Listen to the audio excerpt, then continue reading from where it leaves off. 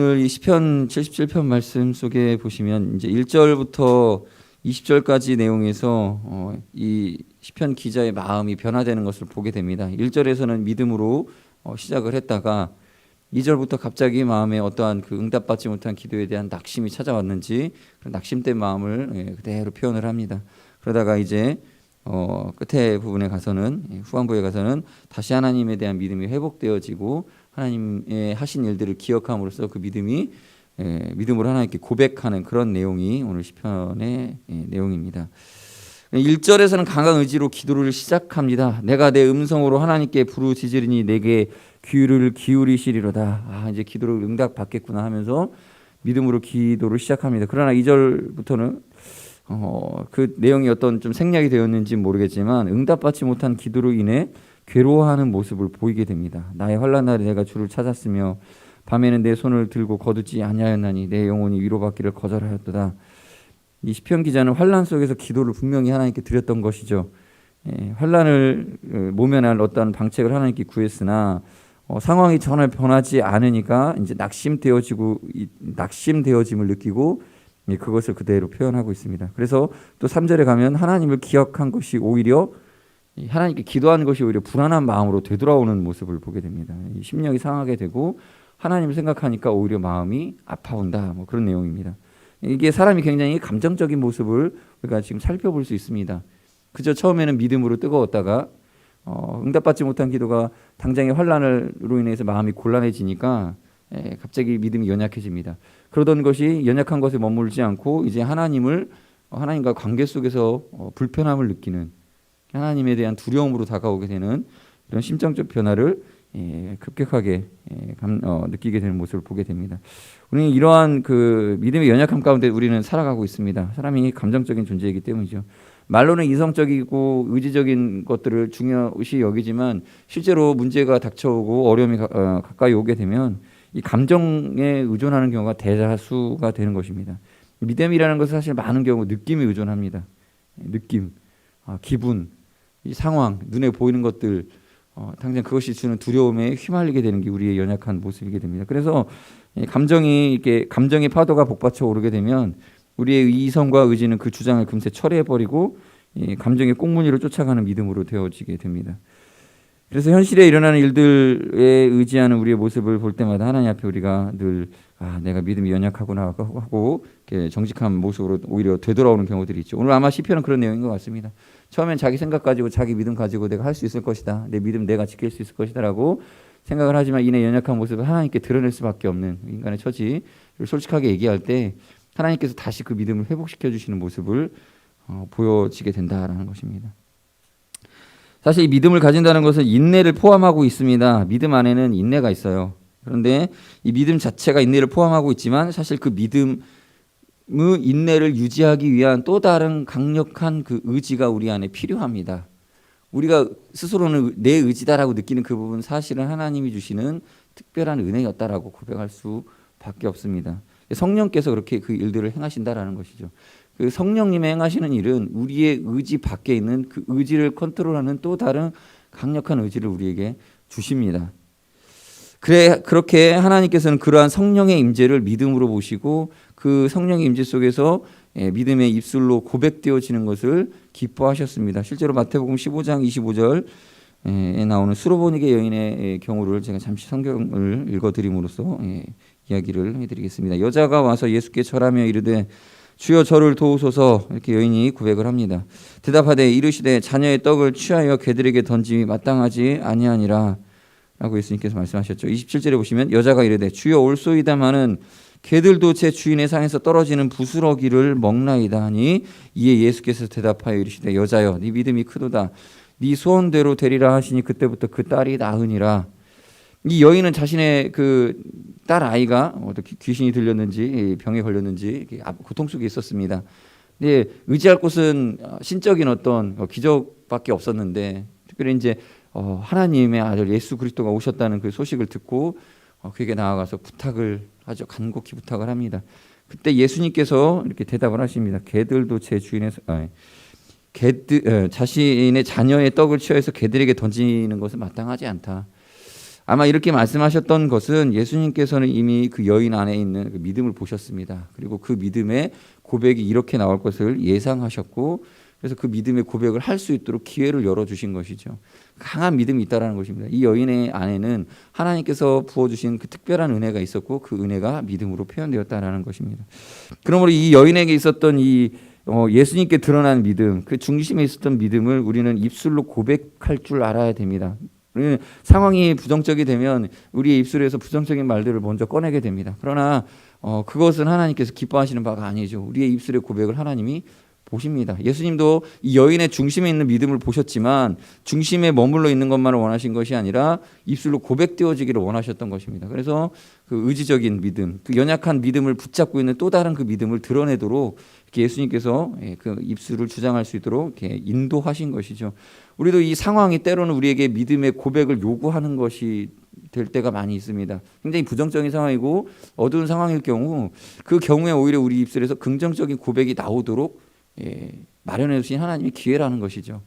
그래서 우리는 부정적인 상황을 부정적인 것이라고 볼 것이 아니라 하나님이 우리에게 믿음을 표현할 수 있는 기회를 주셨다라고 여기고, 남들이 다 부정적인 이야기를 할 때 그때에 살아계신 하나님을 믿는 믿음으로 고백하는 그러한 믿음의 하루가 되시기를 바라겠습니다.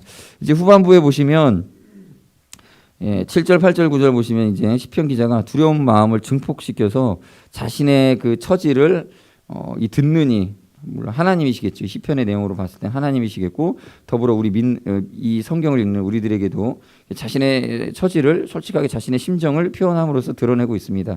7절, 8절, 9절에 보시면 주께서 영원히 버리실까? 다시 은혜를 베풀지 아니하실까? 그의 인자하심 영원히 끝났는가? 그의 약속하심도 영구히 패하였는가?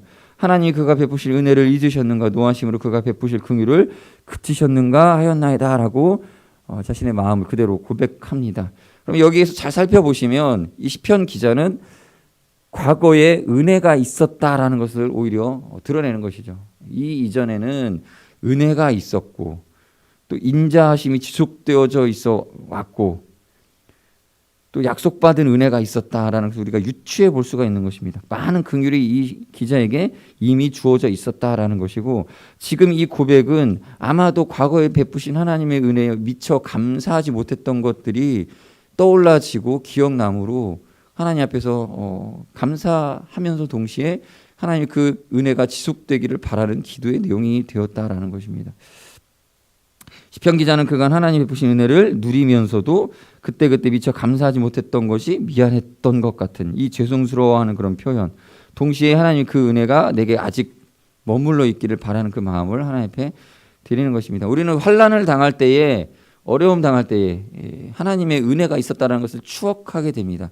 이전에는 건강했었는데, 이전에는 물질적 어려움이 없었는데, 이전에는 내가 이러한 것들이 내게 있었는데, 없어지고 나서야 고마움을 느끼는 것들이 많이 있습니다.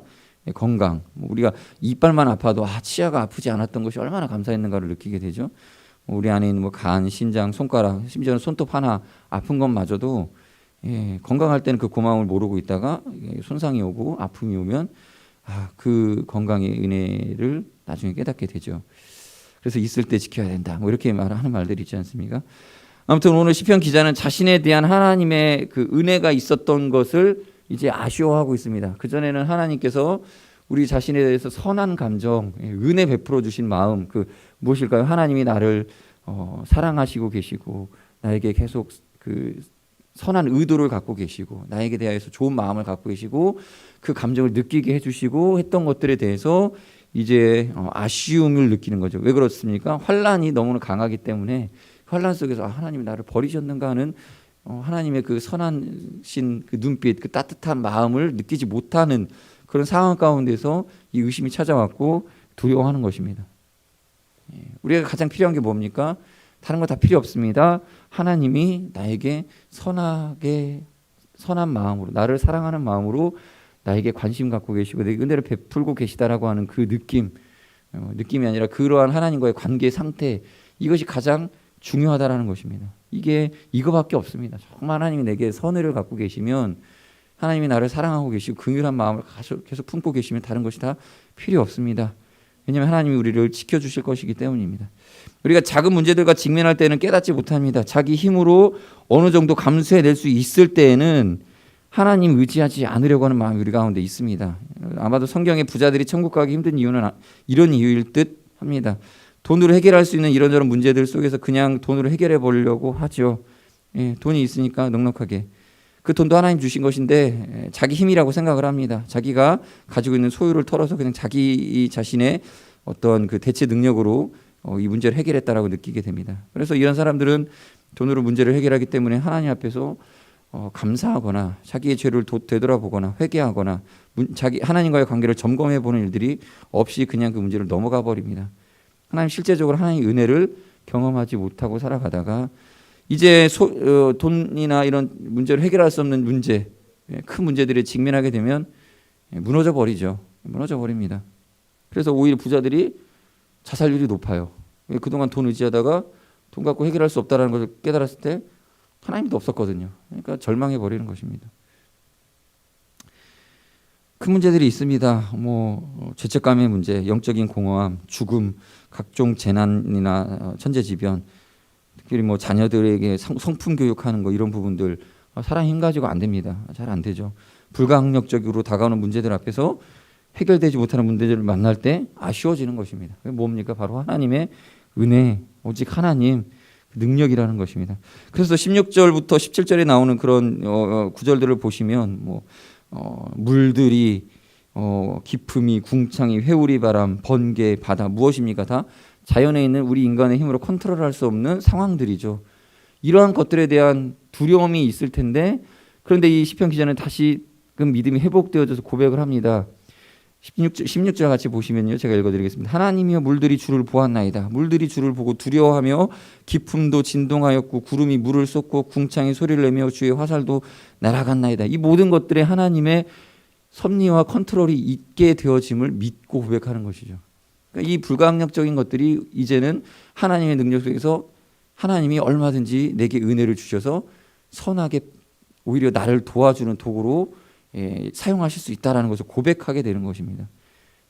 이렇게 불가항력적인 상황들 속에서 하나님이 나를 도와주신다는 것을 믿는 것만으로도 이러한 상황들을 극복할 능력이 있다는 것입니다. 우리는 그 믿음이 소중한 것입니다. 우리가 작은 일 가운데 하나님 도우심 입을 때는 이 작은 믿음이 그저 작아 보이지만 실제로 우리가 감당할 수 없는 환경 속에 맞닥뜨릴 때는 이 하나님과의 작은 교제, 그 관계의 기쁨 이것이 큰 능력으로 나타난다는 것이죠. 이런 고백을 할 수 있다는 것입니다. 하박국 선지자는 그렇게 고백하고 있습니다. 하박국 3장 17절에 보면 비록 무화과 나무가 무성하지 못하며 포도나무에 열매가 없으며 감람나무에 소출이 없으며 밭에 먹을 것이 없으며 우리의 양이 없으며 외양간에 소가 없을지라도 나는 여호와로 말미암아 즐거워하며 나의 구원의 하나님으로 말미암아 기뻐하리로다. 우리가 익숙해하는 이 성경 구절의 이 선지자의 고백은 이 눈에 보이는 것이 없어도 하나님만 있으면 됩니다라는 이 고백입니다. 이 고백이 우리에게도 있으시기를 바라겠습니다. 우리 성도님들 마음 가운데 중심 가운데 하나님 의지함 가운데 결국으로는 이 믿음의 고백으로 고백되어지는 삶이 오늘 하루가 또 한 주간의 삶이 되어주시기를 바라겠습니다.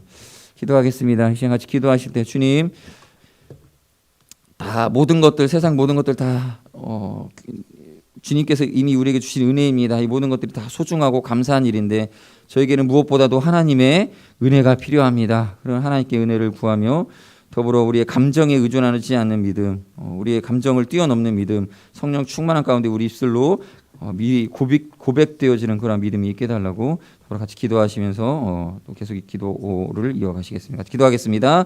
하나님 아버지 감사합니다. 아버지 하나님 저희들을 사랑하시는 하나님 저희에게 믿음